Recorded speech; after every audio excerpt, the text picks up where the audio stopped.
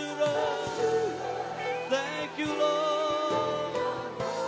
In holy presence, Lord. In your presence, there is power. Yes, Lord. In your presence, there is peace. When we sing to know your heart, we will find such grace, assurance in your holy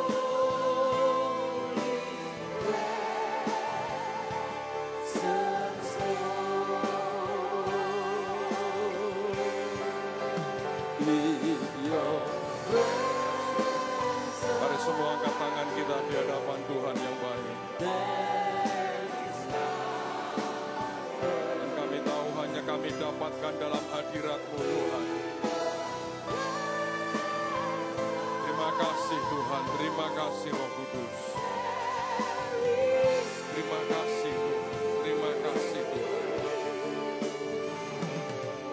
we sing to know your heart, we will find such grace, assurance in your holy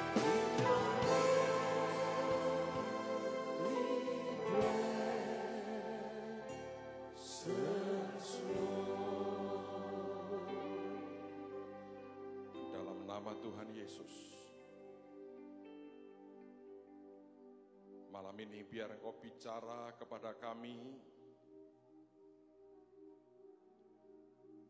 sampai masuk ke dasar hati kami yang terdalam ya Tuhan. Sebab kami tahu sepatah kata dari firman-Mu akan mengubah hidup kami seluruhnya. Kami tahu sesuatu yang ilahi menguasai kami malam hari ini. Tidak ada satupun yang pulang tanpa diubah dan tanpa diberkati Tuhan. Karena kami tahu ada Roh-Mu di tengah-tengah kami. Dan firman ini akan sangat hidup, bahkan berbuah sangat banyak dalam kehidupan kami. Hamba berdoa jadikan malam ini Natal yang tidak pernah sama. Natal di mana Engkau sangat dan menjadi kuat dan besar di tengah-tengah kami dan dalam hidup kami. Kami tidak lagi memperingati bayi kecil yang lahir. Kami menyiapkan diri menyambut Raja di atas segala raja yang segera datang. Bicara ya Tuhan, buat kami menangkap hati-Mu. Terlebih dalam beberapa hari mendatang, The Great Awakening akan dimulai. Engkau akan melanda bangsa ini dengan kuasa Roh-Mu. Dan kami akan melihat pekerjaan-pekerjaan Tuhan yang besar di tengah-tengah kami. Terima kasih Tuhan. Kemuliaan bagi-Mu di tempat yang maha tinggi. Di dalam nama Tuhan Yesus. Semua yang siap diberkati berkata, amin. Berikan kemuliaan buat Tuhan kita. Silakan duduk dalam hadirat Tuhan. Luar biasa. Selamat Natal buat semua kita. Dalam beberapa hari lagi kita akan mulai acara The Great Awakening.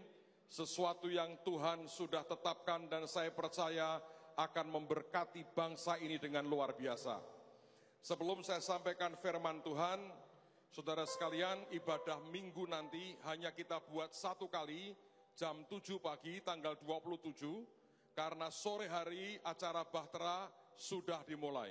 Saya berharap tidak ada orang yang miss dengan apa yang Tuhan sediakan buat kita. Nah saudara sekalian, saya mau ajak Anda melihat sesuatu pada Natal tahun ini. Saya berdoa Anda akan mengerti bahwa kita tidak sedang merayakan bayi kecil dalam palungan lagi. Kita sedang menantikan kedatangan Yesus yang kedua kali. Yang percaya katakan amin. Hari ini kita akan bicara soal 14, dan 14. Nanti pada ujungnya saya berharap Anda mengerti apa yang Tuhan mau sampaikan pada hari ini. Coba lihat akan peta Israel, saudara. Saudara sekalian, semua kita mengerti akan peta Israel ini, tapi izinkan saya menceritakan kepada saudara apa yang tradisi katakan dan ceritakan. Ini sesuatu yang penting sekali, dalam tulisan sejarah hampir dapat dikatakan tidak ada. Tetapi tradisi menceritakan sesuatu. Bahwa di suatu masa ada sekelompok kecil orang yang berasal dari kota Bethlehem. Kota Bethlehem itu sangat dekat dengan kota Yerusalem. Kalau Anda melihat kedua peta ini sebetulnya sama, hanya peta yang sebelah kiri saudara adalah peta Israel yang modern. Sedangkan peta sebelah kanan Anda adalah peta Israel yang lama, di mana ada pembagian dari wilayah tiap suku. Nah, sebetulnya tradisi mengatakan begini, ada sekelompok kecil orang dari daerah Bethlehem, kalau Anda melihat itu Bethlehem Yudea, daerahnya orang-orang Yehuda sebenarnya, mereka pindah ke arah yang lebih ke utara, naik ke atas. Dan di sebuah tempat yang kemudian dikenal dengan nama Nazaret, mereka mendirikan sebuah komunitas. Nah, saudara sekalian, saya diberitahu oleh para guide di Israel, bahkan kalau seandainya sebuah daerah itu adalah sebuah desa, maka biasanya di depannya diberi nama Kefar. Misalnya Anda mendengar kata Kapernaum, sebenarnya bukan Kapernaum, tapi Kefar Nahum. Artinya apa? Kefar itu desa, lebih kecil dari kota. Kefar, Nahum itu nama orang. Sehingga kalau orang mendengar, oh dia tinggal di Kefar Nahum, artinya dia tinggal di desa yang namanya Nahum. Nah, kalau itu kota, tentu diberi nama kota. Nazaret bahkan tidak digolongkan sebagai desa. Kalau Anda pergi ke Nazaret hari ini, Anda akan menjumpai sebuah gereja yang dibangun di atas reruntuhan dari daerah yang namanya Nazaret kuno. Saya pada waktu sekian bulan lalu ke sana, pada waktu itu sore hari, guide kami berkata begini, Abuna, panggil saya pendeta itu bahasanya mereka Abuna. Kalau memikirkan Nazaret, jangan memikirkan seperti kota Anda, apalagi Jakarta. Anda ngerti nggak, satu kota ini, dia sebutkan sebuah kota, yang nggak terlalu gede. Nah ini kira-kira cuma sekian banyak orang yang tinggal di daerah namanya Nazaret. Ini sebetulnya tidak pernah ada yang signifikan, tidak pernah ada yang hebat, tidak pernah ada yang dahsyat dari kota ini. Tapi ini yang terjadi, tradisi mengatakan ada sekelompok orang yang dari daerah Bethlehem Yudea, mereka naik ke atas, dan kemudian mereka membuat settlement, mereka membuat akan perumahan kecil di sana, yang mereka beri nama Nazaret. Nah, Anda mengerti bahwa Yesus kita disebut sebagai Yesus yang dari Nazaret.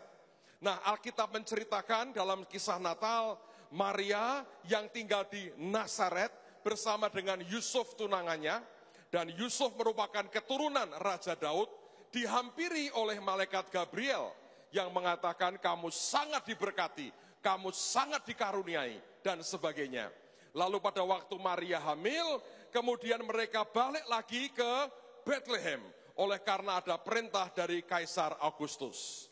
Yang saya mau ajak membahas pada hari ini adalah bukan cerita Natal yang selama ini kita dengar. Saya mau ajak Anda bersyukur dan punya pengertian apa makna kelahiran Tuhan buat kenyataan kehidupan kita pada saat ini. Pasti dia datang untuk menyelamatkan kita. Tapi apa kaitannya setelah kita diselamatkan dengan kelahiran Yesus 2000 tahun yang lalu? Saudara sekalian, sebetulnya dari mana kata Nazaret itu muncul? Coba tunjukkan akan gambar berikutnya. Saudara sekalian, kata Nazaret orang mengatakan dari kata neser. Dan kata neser itu dalam bahasa Indonesia adalah taruk. Dinubuatkan dalam kitab Nabi Yesaya di pasal yang ke-11 ayat yang pertama. Suatu tunas akan keluar dari tunggul Isai. Isai adalah ayah daripada Raja Daud. Dan taruk yang akan tumbuh dari pangkalnya akan berbuah. Nah, perhatikan baik-baik. Neser atau taruk itu sebetulnya bukan tunas atau taruk yang dari tanah kemudian dia tumbuh sendiri. Tapi kata neser ini punya pengertian khusus, yaitu sebuah taruk atau tunas yang lahir dari sebuah pohon yang pernah ada. Pohon itu ditebang, lalu kemudian sehingga dikatakan dari tunggul Isai. Itu bukan dari tanah, kemudian orang tanam sesuatu dan melahirkan sebuah tunas.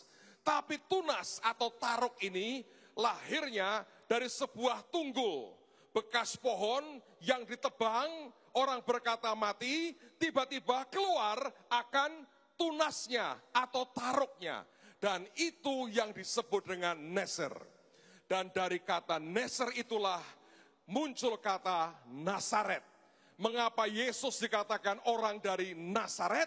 Sebab itu menggenapi Yesaya 11 ayat yang pertama. Sampai di sini saya harap Anda mudeng. Nah, saudara sekalian, apa yang kemudian terjadi? Sekarang saya mau ajak Anda melihat firman Tuhan. Mari buka bersama dengan saya di dalam Injil Matius, pasal yang pertama, ayat yang pertama. Matius pasal pertama, ayat yang pertama. Inilah silsilah Yesus Kristus, anak Daud, anak Abraham. Kalau Anda punya Alkitab The Message, kalimatnya bagus sekali. Dikatakan, this is the family tree of Jesus Christ, son of David, son of Abraham. Ini adalah pohon keluarga dari Yesus. Perhatikan saudara. Taruk ini, dia tidak hanya tinggal menjadi taruk yang kecil di atas tunggul daripada Isai. Sesuatu pohon yang pernah begitu hebat, tiba-tiba terpangkas. Dan kemudian muncul satu taruk. Nah, rupanya taruk ini tidak hanya kecil. Di dalam perkembangannya, dia menjadi besar. Dan bahkan dia menjadi sebuah pohon. Gambar berikutnya. Nah, sekarang Anda mengerti. Inilah silsilah Yesus Kristus. Inilah the family tree of Jesus Christ. Inilah pohon keluarga Yesus Kristus. Dan dikatakan dia adalah anak Daud dan juga dikatakan anak Abraham. Anda berkata, oke, lalu urusannya apa Pak dengan kita? Mari kita lihat lagi beberapa ayat firman Tuhan. Ini yang ajaib. Coba kita lihat sekarang di dalam Galatia, pasal yang ketiga, ayat yang ke-29. Galatia 3 ayat 29. Dan jikalau kamu adalah milik Kristus, maka kamu juga adalah keturunan Abraham dan berhak menerima janji Allah. Aneh. Tuhan berkata, ini merupakan pohon keluarga dari Yesus. Kalau kita ini milik Kristus, maka Tuhan berkata, kamu bagian dari pohon keluarga ini, kamu adalah keturunan Abraham, dan kamu berhak mendapatkan janji itu. Saudara sekalian, tahukah Anda bagi banyak orang, saudara itu keturunannya siapa akan mempengaruhi respon reaksi orang terhadap dirimu. Anda itu keturunannya siapa akan mempengaruhi bahkan perilaku orang terhadap diri saudara. Saya mau cerita sebuah pengalaman real. Saya jarang dan hampir mungkin tidak pernah ceritakan di mimbar. Tapi saya kira ini bagus buat saya cerita. Supaya Anda mengerti apa kaitannya dengan yang kita mau bicarakan hari ini. Beberapa tahun lalu kami doa keliling, saudara. Hamba-hamba Tuhan kami pergi ke beberapa kota doa peperangan rohani. Dan suatu kali kami masuk ke sebuah keraton. Keraton yang di Solo. Lagi jalan, muter. Di situ ada gambar raja-raja yang pernah memerintah di daerah itu. Saudara, ayah saya itu masih ada darah Jawa Solo. Karena ibu beliau itu orang Jawa, Solo. Saya tahu itu dan saya tidak pernah menelusuri mbah buyut saya, nenek moyang saya, tidak pernah, saudara. So, pada waktu kami masuk ke keraton itu, tiba-tiba Pak Yusak panggil saya. Gong, katanya gitu. Saya pikir ada apa, dia tunjukkan apa. Saya lari mendekat. Saya nggak mau sebut nama lah, nggak enak. Ada satu foto raja yang sejauh saya tahu ini paling terkenal dan paling hebat dalam sejarah keraton itu. Dan dia berkata, "Delok wajahnya kayak wajahmu. Delok kayak kowe. Saya malah berkata begini, bukan. Kayak Denny, aku bilang. Ora ono memper mbek Denny katanya. Kayak kowe. Saya ketawa. Tidak ada pikiran apa-apa. Nah, dari tempat itu, kami pindah ke tempat lain. Kami doa peperangan di daerah makam yang sebetulnya termasuk paling sakral, yaitu di makam Imogiri, itu makam raja-raja. Saya tidak berbohong, saksinya banyak. Kami tidak memberitahu siapapun orang di Imogiri bahwa kami akan datang. Kami pergi 2 mobil, saudara. Begitu mobil itu turun, aneh. Di bawah itu beberapa abdi dalam yang nungguin makam, berjajar nunggu di situ. Saya pikir saya nggak pernah ke sana sebelumnya. Begitu saya turun, satu orang menghampiri saya. Dia ngomong pakai bahasa halus yang kira-kira artinya begini. Saya sudah tunggu kok dari tadi. Saya bilang, kenapa nunggu saya? Kenapa nunggu kita? Saya ngomong, ini orang kok aneh ya? Katanya sudah nunggu dari tadi. Terus dia ngomong begini, kalau pakai jalur biasa, mesti naik sekian ratus tangga sampai ke ujung. Saya tunjukkan aja jalan pintasnya, naik mobil bisa. Saya bilang, oke juga. Dia ikut masuk di satu mobil, kami dibawa, saudara. Agak melingkar jalannya, sampai persis di depan makam. Nah, sampai di depan makam, saya jalan. Kita sambil bahasa roh, kita mau peperangan rohani. Yang tertinggal di belakang itu 2 orang. Satu Pak Daniel, satu adanya namanya Pak Yosef, orang Jogja. Dia di belakang. Ada beberapa abdi dalam penjaga makam mendatangi 2 orang teman kita ini. Terus ngomong begini, nunjuk ke saya. Dia berkata begini, saya berani taruhan kepala saya. Dia ngomongnya gini, aku wani ketok bulu. Kalau aku salah, potong leher saya. Kita kan bukan ISIS ya, saudara. Tapi dia berkata, kalau salah, potong leher saya. Ditanya, salah apa? Dia berkata, aku berani bertaruh. Bapak itu keturunannya ini. Kaget mereka karena mereka dengar waktu di Solo Pak Yusak, kayak kowe, ya itu disebut. Sepanjang saya pergi kemanapun, monggo, mau kemanapun, monggo, mau kemanapun, saudara. Tempat terlarang mereka berkata, oh kalau Anda silahkan. Saya nggak tahu itu benar atau salah. Sebab yang jelas saya keturunan raja di atas segala raja, namanya Yesus Kristus Tuhan. Amen.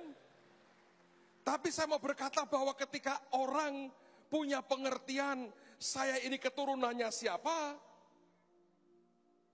tiba-tiba semua sikap mereka berubah, kelakuannya berubah, tanggapannya berubah, responnya berubah, super ramah tamah, apapun kita minta diiyakan. Jadi waktu kami pulang dari tempat itu, saya masih termangu-mangu, saya berkata, wah ini ajaib. Nah, Alkitab berkata, jika kamu milik Kristus, Anda itu adalah keturunan dari Abraham, dimulainya yang paling mendasar loh, Abraham, dan berhak mendapatkan akan janji itu. Amen, saudara? Coba tunjukkan gambar berikutnya. Nah, sekarang bayangkan, ini pohon, sebetulnya ini pohon keluarganya Yesus Kristus. Ini pohon keluarganya Yesus Kristus. Karena kita milik Kristus, dan tidak mungkin jadi miliknya kalau dia tidak lahir, mati dan bangkit buat kita. Kalau kita milik Kristus, kita keturunan Abraham dan berhak mendapatkan janji itu. Nah, seperti apa bentuknya? Lihat bersama dengan saya. Ayo dibuka. Kisah Rasul pasal yang ketiga. Kisah Rasul pasal 3 ayat yang ke-25. Alkitab berkata, kamulah yang mewarisi nubuat-nubuat itu. Bayangkan, Anda dan saya mewarisi nubuat-nubuat itu. Dan mendapat bagian dalam perjanjian yang telah diadakan Allah dengan nenek moyang kita. Ketika ia berfirman kepada Abraham, oleh keturunanmu semua bangsa di muka bumi akan diberkati. Kalau Anda punya Alkitab The Message, saya bacakan buat Anda, ini bagus sekali. Dikatakan, nabi-nabi itu bersama dengan perjanjian yang Tuhan buat dengan nenek moyangmu adalah pohon keluargamu. Saya mau ulang lagi, dengarkan baik-baik. These prophets, along with the covenant God made with your ancestors, are your family tree. Jadi bukan hanya nubuatannya, tapi nabi-nabi itu, dengan semua perjanjian yang Tuhan buat dengan nenek moyang kita, adalah pohon keluarga kita. Bayangin saudara, jadi sebetulnya kalau Anda membaca, ini saya tidak usah Anda lah, kalau Anda tidak percaya, saya saja. Anda harus tulis nama saya di atas nabi-nabi Yesaya itu. Maka saya berkata, inilah pohon keluargaku sekarang. Karena aku miliknya Yesus, ini sebetulnya pohon keluarganya Yesus, tapi Kisah Rasul mengatakan, nabi-nabi dan semua perjanjiannya, Tuhan berkata adalah pohon keluargamu. Jadi saya mau berkata buat saudara, bukan hanya di atas saya yang orang katakan raja dan siapapun namanya dia, tapi sebetulnya di dalam darah saya mengalir adanya yang namanya Abraham, Ishak, Yakub, Yehuda, Musa, Yosua, Samuel, Rut, Daud, dan sebagainya, Salomo, Elia, Elisa, semua itu merupakan warisan saya. Entah kalau saudara. Jadi ketika tiba-tiba saya merasa makanan saya tidak cukup, saya akan berkata kepada Tuhan, ada orang namanya Elisa, pernah diberi roti untuk nabi-nabinya dan tidak cukup, dan dia memecahkan dan dilipat gandakan sehingga cukup untuk semua keluarga besarnya. Maka saya berkata, Tuhan, dengan warisan itu aku juga akan terima pelipat gandaan makananku. Karena ketika kalau saya nangis, mungkin saja Elisa akan berkata, hei, kenapa nangis? Kurang makanannya, gampang. Wenyeti udah diakeh. Amen, saudara. Anda masih nggak percaya? Ada orang bernama Yosua. yang meruntuhkan tembok Yeriko. Ketika Anda dan saya menghadapi tembok yang besar, kita berkata, Tuhan, tidak mungkin ditembus. Yosua akan mendekati Anda. Nopo nang, ngono ora iso. Putri Tuhan, putri. Saya beritahu saudara satu rahasia. Bertahun-tahun sebelum kita beli tanah di sini, yang dimana Anda duduk di sini. Satu hari Minggu kami pergi bertiga melihat tanah ini. Saya, Pak Tim, dan Brother John. Kami ada di ujung jalan sana. Karena tanah ini tadinya adalah tempat golf mini, tempat orang belajar mukul bola golf. Kita belum ada pikiran, belum ada perintah untuk membangun Holy Stadium. Belum. Kita baru selesai dengan utang lunas kita. Minggu pagi selesai makan, waktu masih panjang buat kebaktian sore. Mau kemana? Lihat tanah. Dan tiba-tiba lihat tanah ini kami berhenti di pinggir jalan. Apa yang dibuat? Nothing.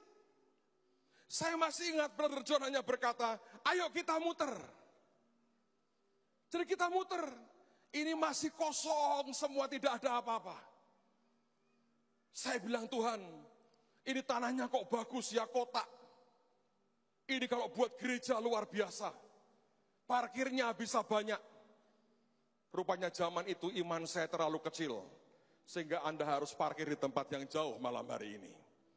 Mari kita satukan iman kita, beli sekian puluh lagi hektar supaya Anda bisa parkir dengan bagus. Lumayan, amin, Anda membangkitkan gairah saya untuk khotbah lagi. So apa yang terjadi saudara? Kita hanya muter. Mungkin pada waktu itu Joshua di sorga berkata, kok main delok-delok tok? Kok dia bisa bahasa Jawa? Karena ngomong sama saya. Dan dia berkata putri nang, putri, dia berkata putri. Setiap perkataan Tuhan tiba-tiba bisa begitu hidup mengarahkan kita jalan seperti yang Tuhan mau. Bisa percaya nggak? Ini adalah nenek moyangmu dan ini warisannya milik saudara. Kalau tidak mau saya terima dalam nama Yesus sekarang. Bayangkan. Hidup kita ini saudara ya, sebetulnya bukan hanya ditentukan oleh keputusan kita hari ini. Tapi hidup kita ditentukan juga oleh apa yang pernah terjadi di waktu yang lalu. Dan ajaibnya Tuhan mau berkata, itu bukan ditentukan saja oleh masa lampau kita yang kadang-kadang tidak baik. Dia berkata engkau punya nenek moyang yang luar biasa, yang mewarisi semua yang terbaik yang aku pernah berikan dan janjikan dalam hidupmu. Mereka sudah pernah menggenapi, mereka punya perjanjian, mereka punya covenant, dan itu jadi dalam nama Yesus. Bagaimana mungkin orang bisa tidak percaya? Beberapa hari yang lalu, saya pergi dengan Pak Hengki dengan beberapa teman. Pak Hengki drive dengan Pak Budon di depan, saya di belakang. Saya malas pakai seatbelt, saya di belakang. Pada waktu kami mau keluar dari gereja, saya lihat Bu Suni jalan. Terus Tuhan ingatkan saya sesuatu. Saya mau buka sebuah rahasia, supaya Anda mengerti. Yang orang tua kita lakukan, itu bisa mewariskan sesuatu yang aneh sekali. Saudara, tahun 90-an, gereja masih baru dimulai. Dan kita mengalami kesulitan keuangan yang luar biasa. Pada waktu itu sebetulnya gereja Permata sudah tidak bisa bayar bunga dan harus disita oleh bank. Saya punya rahasia kecil, Ibu Yuni itu peka menaksir kalau ada kantong persembahan, duitnya isinya berapa. Tanya dia. Karena saya masih ingat tiap Senin, dialah yang ngitung persembahan. Dan persembahan yang kami terima itu sebetulnya dibandingkan dengan kebutuhan hampir dapat dikatakan nggak bisa mencukupi. Kalau Senin nanti Bu Yuni datang, itu kotak persembahan diambil kantongnya dari lemari besi, dia bawa masuk ke ruangan tertentu, nanti dia ngitung, dia bukai dengan beberapa orang. Nah selalu kadang-kadang kalau saya nggak keluar kota, diangkat dulu gini-gini. 3 juta ini Pak Pendeta, 3 juta. Nanti kurang lebih segitu, kurang sedikit tambah sedikit. Pokoknya segitu. Dan hampir dapat dikatakan tidak pernah meleset. Makanya jangan deket-deket sama dia, ketahuan isi dompetmu berapa. Digoyang gini, wah ini bokeh ini, kurang. Harus ngambil berkatnya Abraham. Wah ini berat, waduh kerecehan, ganti lagi. Digini diangkat, tanya dia, diangkat. Saya pikir Bu Yuni masih ingat. Dari jemaat yang baru sedikit pada waktu itu. Orang yang persembahannya paling besar, itu adalah Bapak Suhartadi almarhum. Tanya Bu Yuni. Begitu lihat ada tulisannya, keluarga Suhartadi. Bu Yuni langsung berkata, iki paling akeh nek memberi persembahan. Saudara tahu hari ini anaknya, anak nomor satunya yang ngurus duit gereja. Dia lebih tahu, Bu Suni itu lebih tahu uang gereja kasnya ada berapa dibanding saya. Dia pegang semua pembukuannya selama bertahun-tahun. Dan sebetulnya kalau sampai dia sakit pada hari gajian, orang kantor akan berdoa puasa minta pengurapan supaya dia sembuh demi supaya dapat gajian, saudara. Saya kalau merenungnya saya berkata begini, apa yang orang tuanya pernah lakukan dengan setia, dan itu memberkati gereja. Satu hari anaknya diberi kepercayaan Tuhan untuk pegang dan mengerti dan mengelola semuanya dengan cara Tuhan yang ajaib. Siapa bilang warisan rohani tidak ada? Kalau seorang ayah dengan setia memberikan persembahannya, anaknya kemudian diberi Tuhan kepercayaan, jadi bendaharanya kerajaan surga. Apakah itu kebetulan? Menurut saya tidak. Ada sesuatu di balik semuanya ini. Anda harus mengerti, ini yang Tuhan mau berikan dalam kehidupan kita. Ketika hatimu susah, engkau menjerit seperti orang yang tidak punya apa-apa, engkau bisa berkata, di dalam Kristus Yesus ada darah Rut yang mengalir di sini.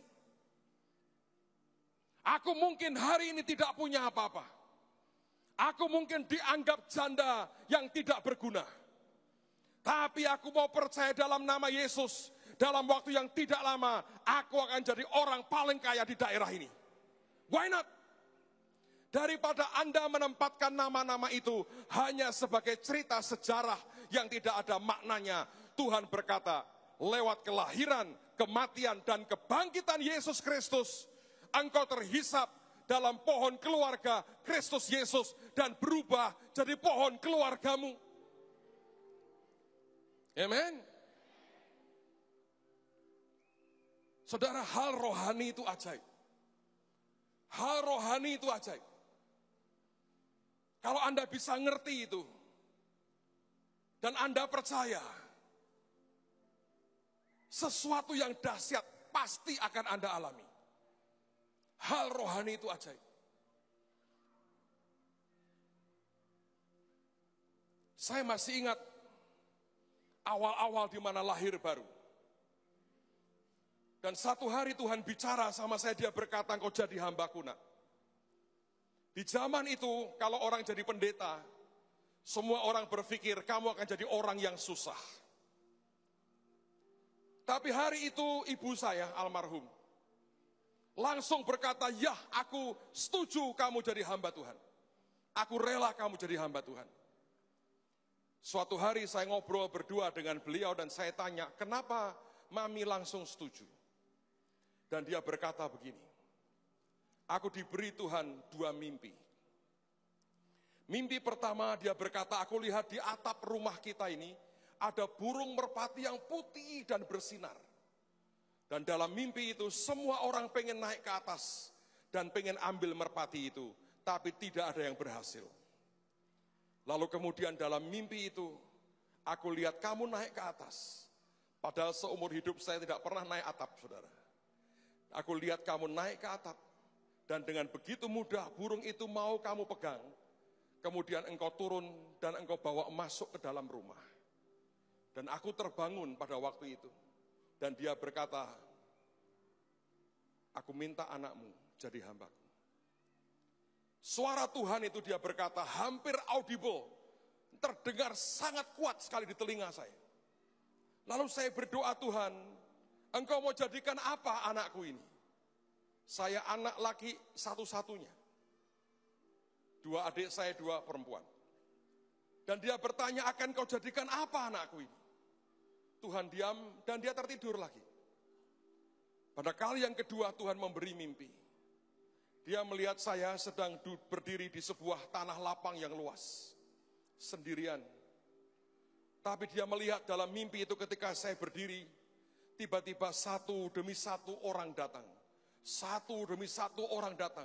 Satu demi satu orang datang. Dan dia melihat seluruh lapangan itu jadi lautan manusia. Dan Tuhan berkata, apapun yang dia sentuh akan jadi besar. Saya mau bersaksi kepada saudara hari ini. Itu yang diberi mimpi dan suara Tuhan ibu saya. Saya cuma anak yang mewarisi apa covenant yang pernah Tuhan buat, perjanjian yang pernah Tuhan buat antara dia dengan Tuhan sendiri. Kisah Rasul ini tergenapkan dengan Tuhan berkata, semua nabi-nabi dan semua perjanjian yang pernah dibuat oleh nenek moyangmu ini, dia berkata ini semua milikmu nak, dan ini menjadi pohon keluargamu sendiri. Bayangkan kalau seorang ibu sederhana mendapatkan janji Tuhan, anaknya hari ini menikmati akan penggenapan janjinya, apalagi semua janji yang pernah Tuhan berikan kepada Abraham, Ishak, Yakub, Yehuda, Yusuf, semua sampai Yesus Kristus Tuhan jadi milik kita. Saya pikir masuk 2016, tidak ada anak Tuhan yang cengeng dan hanya berteriak-teriak, berkati aku Tuhan. Tapi semua berkata Tuhan dalam nama Yesus, aku tahu akan warisanku, aku tahu akan jatahku. Di dalam Kristus Yesus, inilah pohon keluargaku. Orang bertanya, kamu keturunan Sopo? Raja Daud dan Abraham. Siapa lagi? Elia, Elisa. Siapa lagi? Salomo yang diberkati Tuhan. Siapa lagi? Daniel yang menutup mulut singa. Siapa lagi? Sadrah, Mesah, Abednego yang dibakar dan tidak hangus dan muncul orang yang keempat. Siapa lagi? Aku Elia yang bisa mengatakan hujan atau hujan berhenti. Dan itulah warisan kita, itu kita di dalam Kristus Yesus. Mengapa itu penting? Sebab kalau Anda tidak tahu ini, engkau tidak bisa menggunakannya. Pernahkah Anda dengar cerita? Di zaman lalu ada seorang anak yang tinggal di luar Pulau Jawa. Dan anak itu dia merantau ke Jawa dan dia diberkati. Dia kerja dan dia berhasil sekali. Pada waktu itu belum ada telepon, dia tulis surat kepada ibunya, ibu, datanglah ke Jawa. Tinggal dengan aku beberapa saat. Dan di dalam suratnya dia sertakan akan tiketnya. Ketika ibu mendapat surat, dia bingung. Dia berkata kepada pembantunya, aku dapat surat ini kelihatannya, tapi aku gak bisa baca, aku buta huruf. Lalu kemudian pembantunya ambil suratnya, pergi ke tetangga, berkata, tolong bacakan surat dari anaknya ibu itu, dia buta huruf. Tetangganya membaca dan kemudian pembantunya pulang berkata, ibu, engkau diundang anakmu ke Jawa, hidupnya sudah enak sekarang, ini tiket kapal untuk kamu. Oh ya, katanya. Dia siap-siap dengan perbekalannya. Dia berkata, aku akan 2 minggu berlayar dan akan sampai di Jawa ketemu dengan anakku. Apa yang dia pikirkan? Dia berkata, 2 minggu naik kapal, aku harus bawa nasi, aku harus bawa lauk, aku harus bawa minuman supaya aku tidak mati kelaparan. Dan mulailah dia masak nasi, goreng, gereh, terasi, Dari yang busuk-busuk itu. Sambel,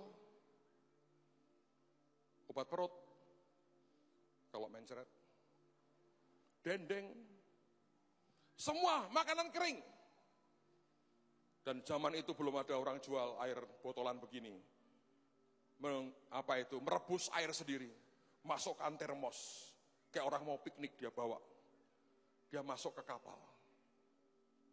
Diantar tetangganya, tidak tahu kapalnya mana, takut nyasar ke Afrika. Akhirnya dia naik kapal. Ditunjukkan oleh krunya, di sini tempat ibu. Dia bilang terima kasih. Kapalnya berlayar. Tiba-tiba jam 12, lonceng berbunyi, dang, dang, dang, dang, dang, dang, dang. Dia lihat mengintip keluar, orang-orang pada pergi menuju ke sebuah arah. Loh, ada apa ya? Dia coba ikuti, pengen tahu. Rupanya semua penumpangnya masuk ke restoran dan dia berhenti di luar. Dia melihat dompetnya nggak ada uang. Anakku tidak memberi aku uang. Dia melihat makanan yang aneh-aneh di meja makan. Dia berkata, itu pasti enak, makanan mahal.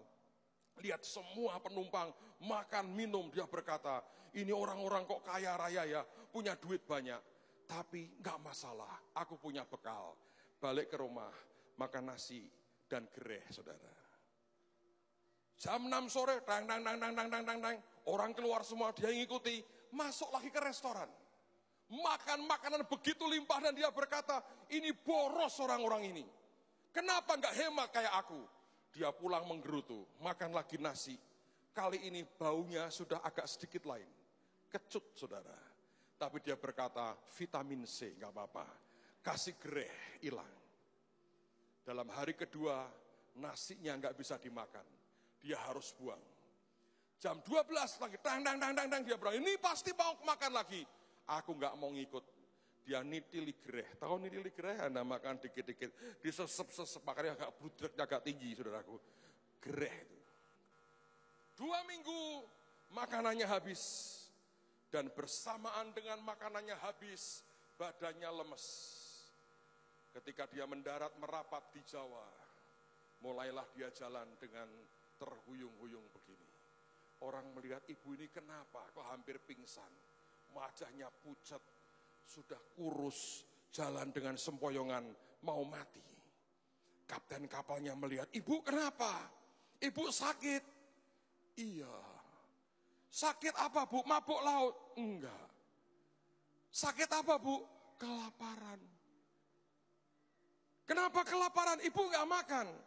Bekal saya pada basi, kapten. Loh, coba lihat tiket ibu. Dikeluarkan. Zaman kuno kan pakai kendit sini saudaraku, pakai kendit dikeluarkan. Sebagian diusel-usel di sini dikeluarkan. Zaman dulu keluarkan, baunya sudah nggak karu-karuan. Dilihat sama kapten, loh, ibu tahu nggak? Ibu ini tiket ini termasuk makan sehari 3 kali di kapal dan makanannya prasmanan, all you can eat sepuasmu. Loh, lah saya nggak ngerti. Jadi saya tuh ngeleh, nggak ada gunanya, kapten. Ya begitulah. Sudah dibayar, termasuk makan, tidak Anda makan. Ya saya nggak tahu. Kaptennya berkata, menekete, ya tahu. Mana gua tahu. Sama dengan kita. Anda tidak mengerti begini, tiap hari hanya gemetar menghadapi persoalan. Tuhan, aku ditagih hutang. Padahal Anda tahu, dalam pohon keluargamu ada janda yang punya 2 orang anak laki-laki yang ditagih utang dan kemudian punya buli berisi minyak dan itu dilipat gandakan oleh Tuhan. Kalau engkau mengerti, engkau akan berkata, Tuhan, di dalam darahku ada mujizat minyak janda yang diurapi Tuhan dan dilipat gandakan. Aku bayar lunas hutangku, aku bisa nikmati hidup dari sisanya. Kalau tidak, saudara, itu yang bahasa Jerman berkata, ciaklat itu seperti itu. Sudah diberkati, semua tersedia, tidak tahu. Dan hidup kita sengsara. Dengarkan baik-baik. Apa artinya Tuhan datang buat kita? Di awal Kristus datang menyelamatkan kita. Then what? Kita terhisap di dalamnya. Dan ini merupakan pohon keluarga Yesus. Tiba-tiba kisah Rasul berkata, itu jadi pohon keluargamu. Lihat sekarang bagian berikutnya. Matius pasal yang pertama. Lihat lagi, tidak usah saya bacakan semua ya. Di rumah Anda boleh lihat ayat yang pertama sampai dengan ayat yang ke-16. Nah sekarang lihat di ayat yang ke-17. Dari Matius pasal pertama ayat 17. Jadi seluruhnya ada 14 keturunan. Dari Abraham sampai Daud. 14 keturunan.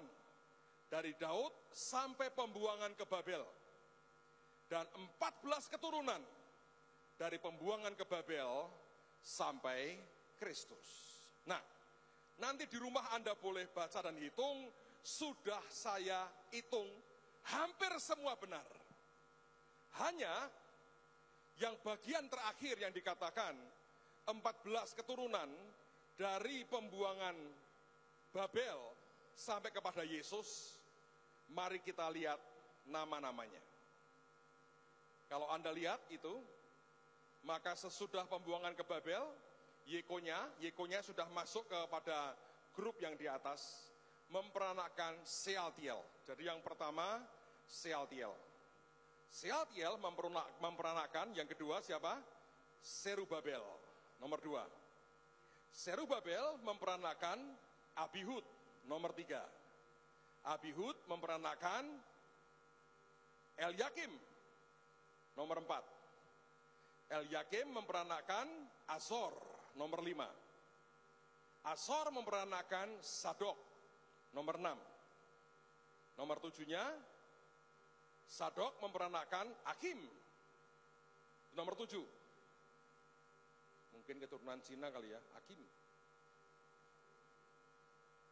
Nggak tahu apa ini dari lahirnya orang Cina, saya nggak tahu. Akim memperanakkan Eliud, nomor 8. Kemudian nomor 9, Eliud memperanakkan Eleasar, nomor 9 itu. Eleasar memperanakkan Matan, yang ke-10. Matan memperanakkan Yakub, yang ke-12. Ya kan? 11, ya betul. Kemudian Yakub memperanakkan Yusuf, yang melahirkan Yesus. 13. Alkitab berkata 14, 14, 14. Kalau Anda hitung ternyata 14, 14, 13. Di mana masalahnya? Anda tolong tulis di Alkitab, saudara. Yesus memperanakkan Petrus Agung. Tulis yang jelas di situ. Tulis. Tulis. Sehingga inilah pohon keluarga saya.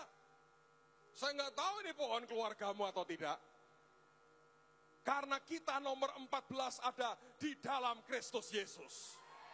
Maka Tuhan tidak pernah salah. Ada 14 keturunan. Orang berkata, Yesus ke-13 Pak, saya ke-14. Supaya Anda mengerti itu. Tolong protes ke Lembaga Alkitab Indonesia. Suruh nambahi, Yesus memperanakkan Petrus Agung. Beberapa Anda bingung, ampunilah dosa mereka Tuhan. Tapi saya mau berkata ini serius. Ini pohon keluarga kita. My family tree. Di atasku sebelum aku ada orang-orang luar biasa. Aku mewarisi yang terbaik dari Tuhan. Aku mewarisi yang terbaik dari semua nabi-nabi. Aku mewarisi yang terbaik dari semua covenant, perjanjian yang Tuhan berikan dalam hidupku. Kalau kita bisa melihat itu, hidupmu akan diberkati Tuhan. Kira-kira setahun, saya pernah cerita itu sebelum Oral Roberts dipanggil pulang ke rumah Bapak. Anda tahu bagaimana Oral Roberts pulang? Dia sakit, anak-anaknya dipanggil, ketika mereka masuk ke ruangan, ke lantai di mana hamba Tuhan ini dirawat, mereka dengar ada yang gaduh.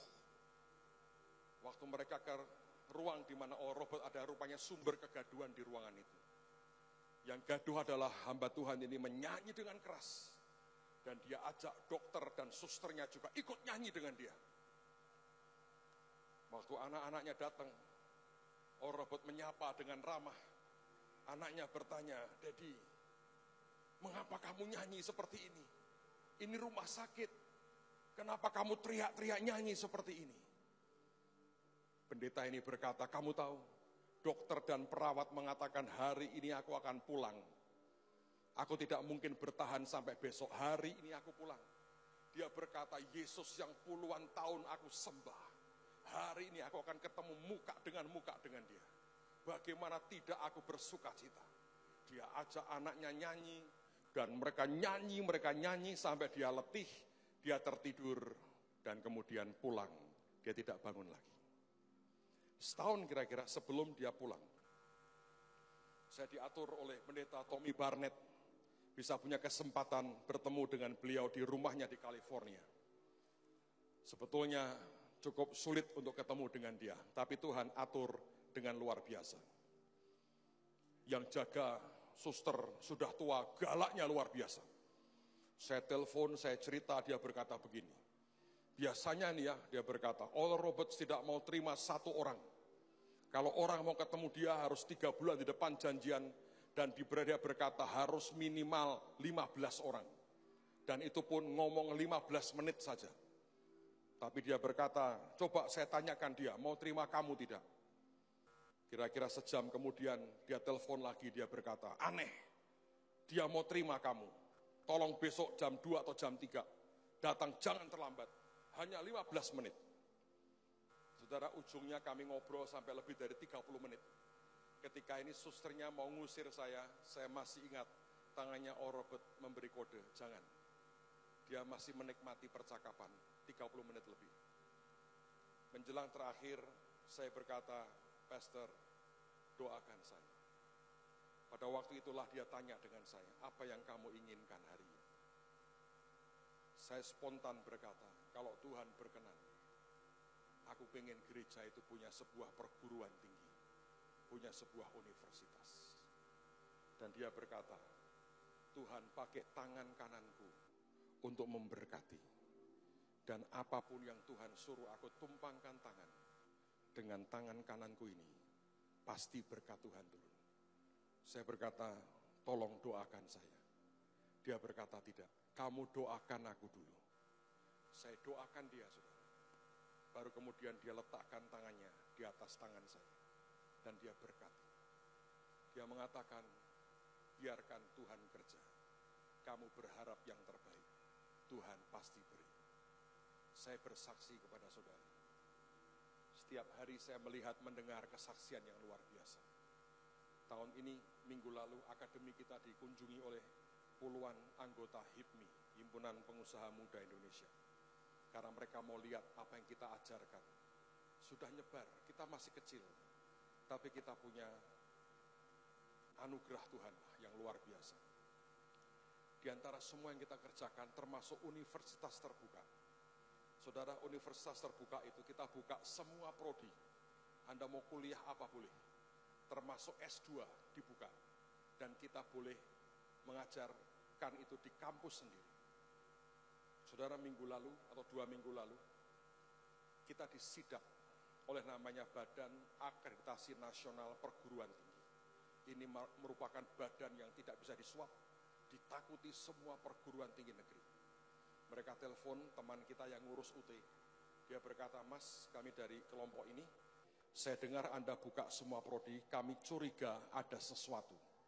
Karena dia berkata, tidak mungkin ada sekolah swasta bisa langsung buka seperti itu, tidak mungkin. Dan dia berkata, besok kami datang. Yang datang diantaranya adalah 3 atau 4 orang profesor dari UGM, tambah beberapa orang lagi, mendatang mendadak. Tuhan itu ajaib, saudara. Pertama, mereka dibawa masuk ke tempat ini. Dia berkata, ini apa? Tempat konser? Bukan, gereja. Tanya. Kaget, gereja kayak begini? Iya. Terus dia bilang, teman kita berkata, Bapak tahu ini gereja. Ini pangsa pasar sebetulnya. Dia pakai istilah itu. Sekian puluh ribu orang ini potensi belajar ambil S1, S2 tanpa mereka harus kuliah lama-lama. Kemudian dibawa masuk, lihat 2 gedung kembar kita. Dia berkata, Bapak lihat, sore tidak ada kegiatan lagi anak-anak SMP, SMA kita. Kita bisa buka puluhan dan kita punya tempatnya. Mereka cek, saudara. Singkat cerita mereka berkata, sudah cukup, sekarang kami percaya. Silahkan terus jalan, ini luar biasa. Jadi saudara,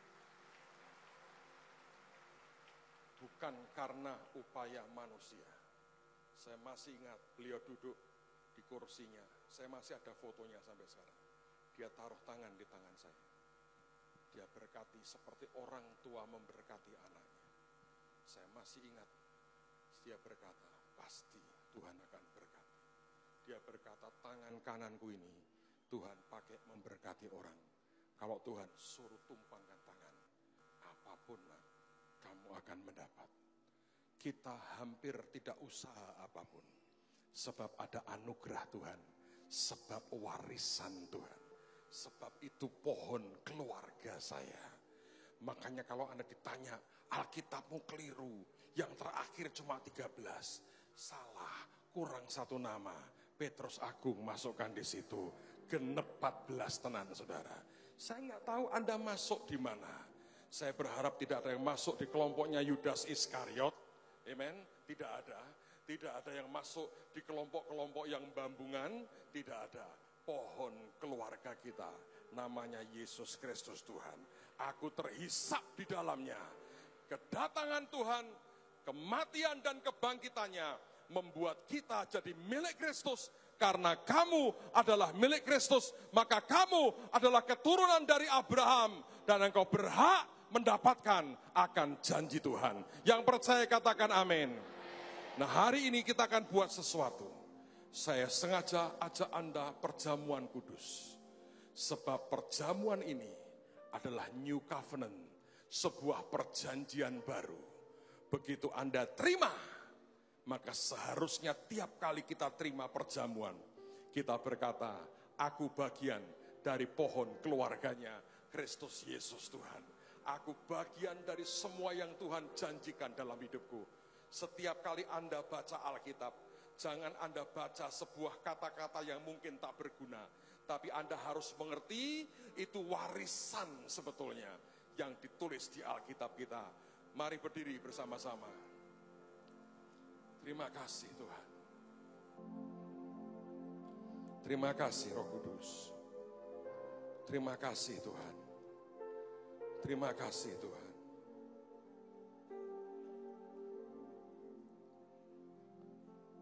Angkat tanganmu di hadapan Tuhan. Karena begitu Allah cinta dunia, hingga diberikannya anaknya yang tunggal, supaya yang percaya jangan binasa, melainkan dapat hidup kekal.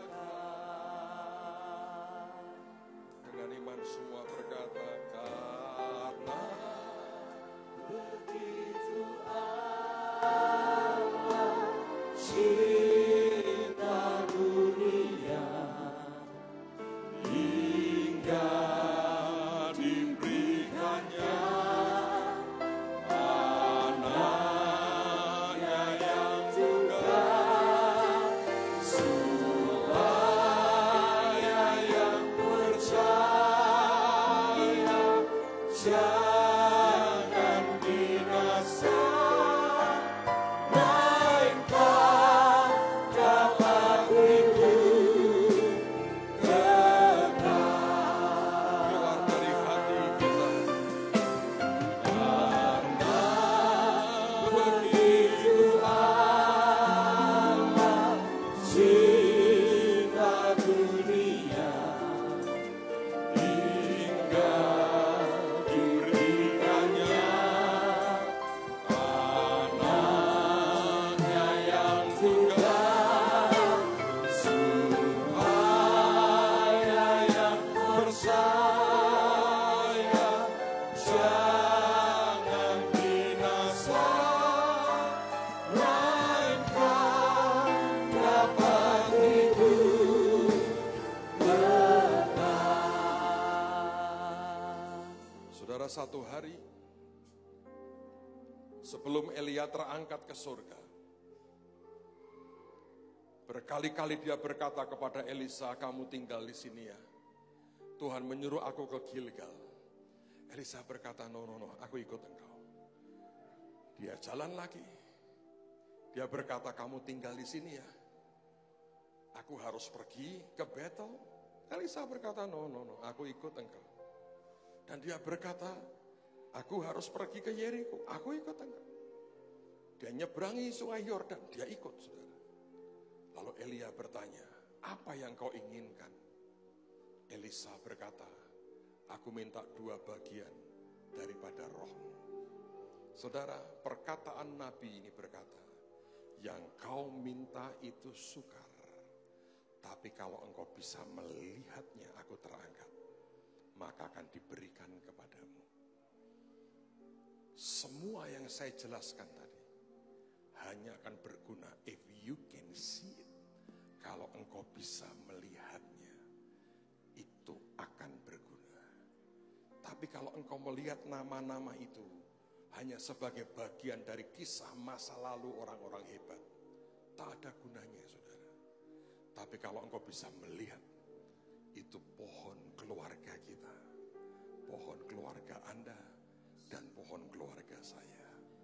Semuanya akan berubah, semuanya disediakan. Si sulung pernah protes kepada ayahnya berkata, bahkan anak kambing aja engkau tidak berikan kepadaku. Dia tegur anaknya, dia berkata, anakku, all I have is yours. Semua yang aku punya, kamu punya. Saya berdoa Anda tangkap ini. Ini hanya bisa jalan. Warisan itu semua milik Anda. Hanya di dalam Kristus Yesus. Terima tubuh dan darahnya. New covenant Anda terima. Engkau dan saya di dalam Kristus Yesus. Cara doa kita, cara mikir kita, cara bicara kita, mulai hari ini harus berbeda. Yang percaya katakan amin. Mari angkat tangan tubuh Tuhan ini. Terima kasih buat tubuhmu yang dipecahkan buat kami. Sehingga kami boleh masuk di dalam-Mu Tuhan. Dan Kau yang berkata, makanlah. Kami makan dengan iman dalam nama Tuhan Yesus. Makan, saudara.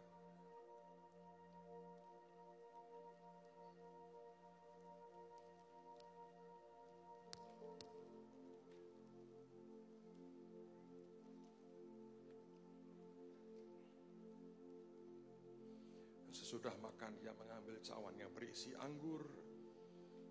Dan Tuhan berkata, inilah darahku, darah perjanjian baru. Dan dia berkata, minumlah. Alkitab mengatakan kehidupan ada di dalam darah. Sejak hari ini kehidupan Yesus masuk dalam hidup kita. Dan kita adalah bagian dari pohon keluarganya. Kami minum dengan iman dalam nama Tuhan Yesus. Minum, saudara.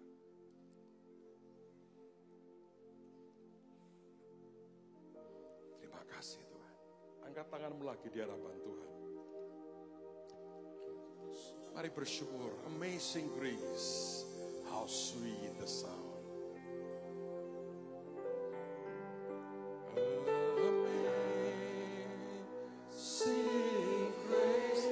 Mari bersyukur. How sweet the sound that saved a wretch like me.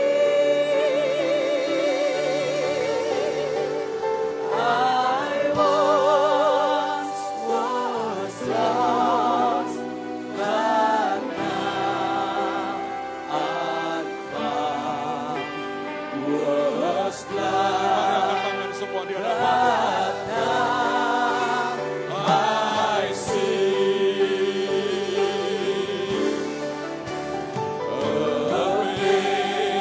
Amazing grace, how sweet the sound that saved a wretch like me. I once was lost, but now I'm found. Was blind, but now I see. Yes, Lord. Biarkan berkat Tuhan turun dalam hidup semua kita. Natal tahun ini kita tidak akan pernah doa dengan cara yang sama. Perkataan kita akan berbeda. Great awakening dimulai dari dalam kita. Sesuatu yang ilahi sedang dimulai oleh Tuhan sendiri. You are blessed. Engkau diberkati dengan semua yang terbaik. Engkau diberkati dengan semua terbaik. Tuhan di tengah-tengah kita, sembah dia, saudara. Tuhan di tengah-tengah kita, bersyukur buat anugerah yang ajaib. It's amazing grace. Nyanyikan lagi. Terima kasih Tuhan, terima kasih. Sing grace, Ya Tuhan, ya Tuhan, ya Tuhan.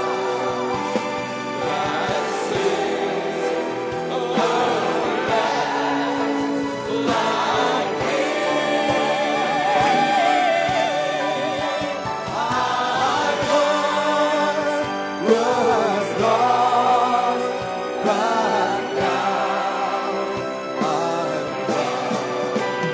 Was blind, but now I see. Amazing grace, amazing grace. Oh, how sweet the sound that saved a wretch like me. I was lost, but now I'm found. Was blind, but now I see. Amazing grace, amazing grace, how sweet the sound that saved a wretch like me.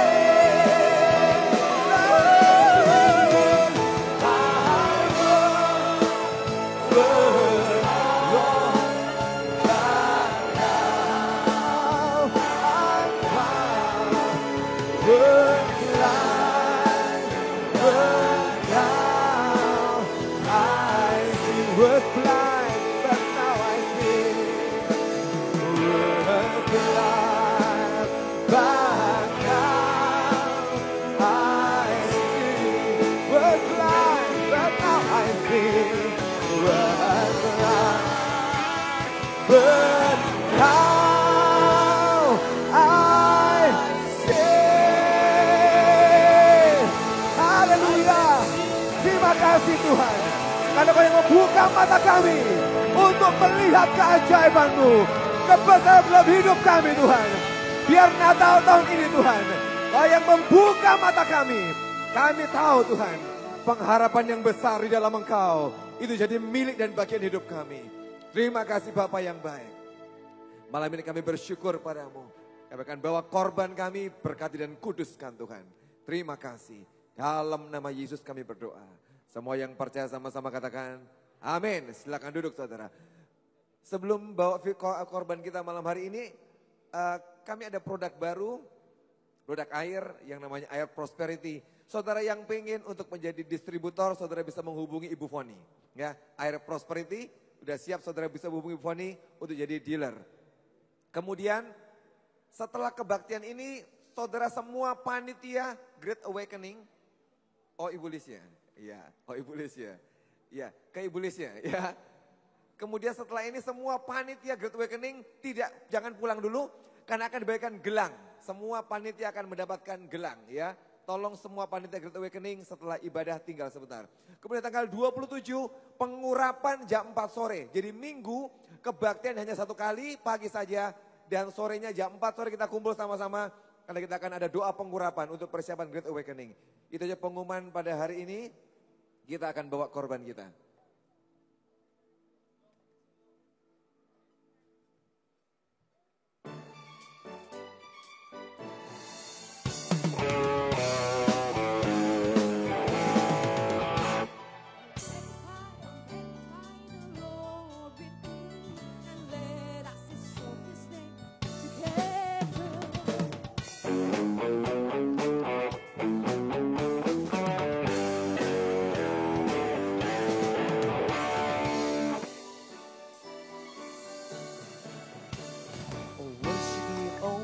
Christ the Lord with me, and let us exalt His name together. Oh, worship Christ the Lord, oh, worship Christ the Lord, and may His name be lifted up forever. King of kings and Lord of lords, King of kings and Lord of lords, may His name be lifted up forever. Oh, magnify the Lord with me, and let us exalt His name together.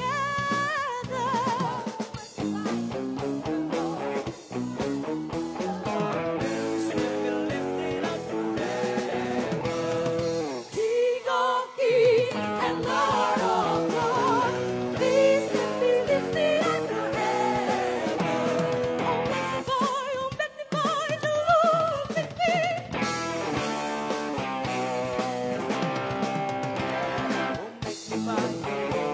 Oh, magnify the Lord. His name be lifted up forever. His name be lifted up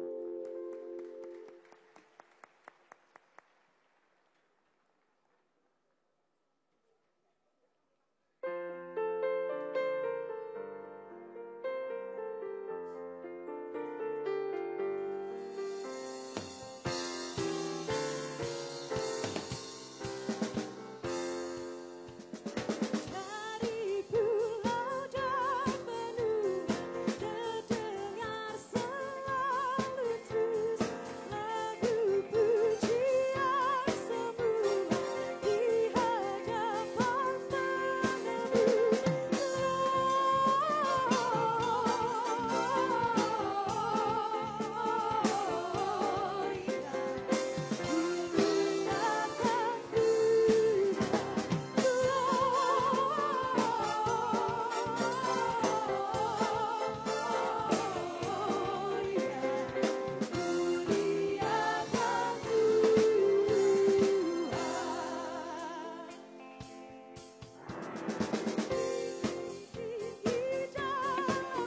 Kita bisa nyanyi bersama-sama.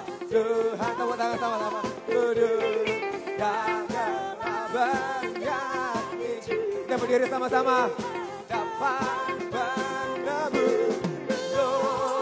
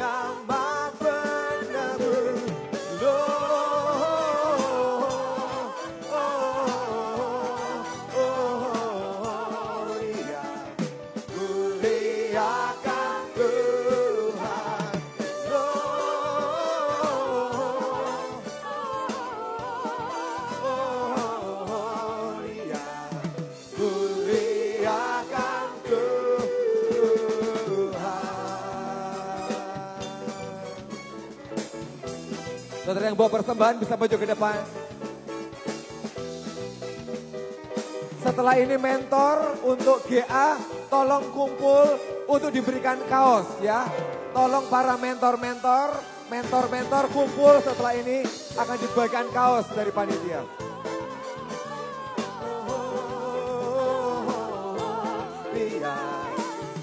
Muliakan Tuhan.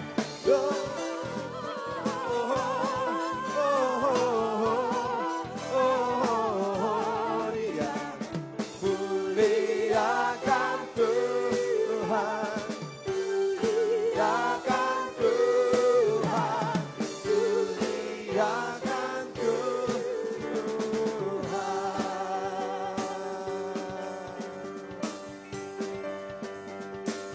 Mari saudara, kita angkat dengan sama-sama, kita doa buat korban kita pada malam hari ini. Bapak di surga, terima kasih buat malam ini kami bawa korban syukur perlu kami kepadamu.